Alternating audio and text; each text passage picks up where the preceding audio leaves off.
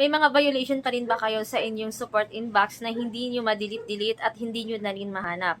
Subukan yung hanapin dyan sa inyong activity log. Kasi minsan, yung mga video natin dyan, kahit na na-delete na natin sa ating support inbox, naiiwan pa rin yung bakas niya sa ating activity log. Paano natin yan madi-delete? So, sundan nyo lang ang video ito. So, nandito tayo ngayon sa aking profile account, guys. So, click lamang natin itong ating profile. Tapos, click natin itong 3 dot.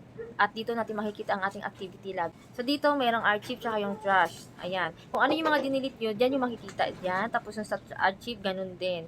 Pero, click natin na itong activity history. Halimbawa, kung nakita nyo doon sa inyong support inbox, yung petsa kung kailan kayo nag-post at nagka-violate, so, doon natin i-filters yung date na yon. So, halimbawa, yung violation nyo doon ay January 12, 2020. Yung ganyan. So, dito, i-click natin yung start date, 2020, ganyan. Tapos, halimbawa, ayan, January. Halimbawa, January 12. Ganyan. Tapos, yung end date, i-end na lang natin sa 31. Tapos, click natin yung done, guys. Labas lahat dyan yung mga post nyo nung 2020 or depende kung saan kayo nagkaroon ng violation sa mga ipinopost nyo. Sa halimbawa dito, pwede tayo mag-delete na kung anong gusto natin.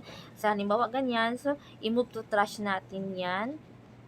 Ayan. Tapos ganito yung isa rin. I-move to trash natin yan, guys. Then, after na ma-remove natin sa trash yan, ayan, balik tayo doon sa ating activity log. Tapos, click natin yung trash. Ayan, nakikita nyo. So, select all nyo lang yan. Tapos, i-delete. Ayan.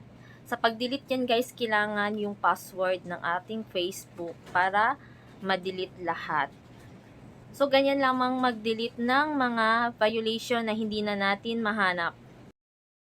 Marami kasi talaga akong nababasa, guys. Tsaka marami yung nagwo-worry talaga na hindi talaga nila ma-delete yung kanilang mga alerts doon sa kanilang support inbox. Kahit na i-search pa nila, hindi pa rin nila ma-delete. So, sa totoo lang, guys, no, simula na nagkaroon ako ng Blue Badge, ito talaga yung tinanong ko sa kay Meta Support kung bakit hindi mag-delete yung alerts ko doon sa support inbox. Kahit sinabi ko na doon na natapos ko nang ma-delete lahat, pati doon sa activity log. Pero yung sagot naman sa akin ni Meta Support, kapag na-delete ko naman daw lahat, hahayaan ko na lang daw na nandoon daw sa support inbox ko. Kasi parang reminders lang yun, parang notification lang daw yung nandoon. So ito na nga, nung dumating yung profile recommendation ko, guys, as in wala talaga, clear na clear talaga yung support inbox ko doon sa aking profile recommendation. Wala talaga akong violation doon, except lang doon sa unoriginal content na nakita ko sa monetization feature ko, guys. So sana ay nakatulong ang video ito, guys, at don't forget to share this video, follow for more tips and tutorial. Thank you.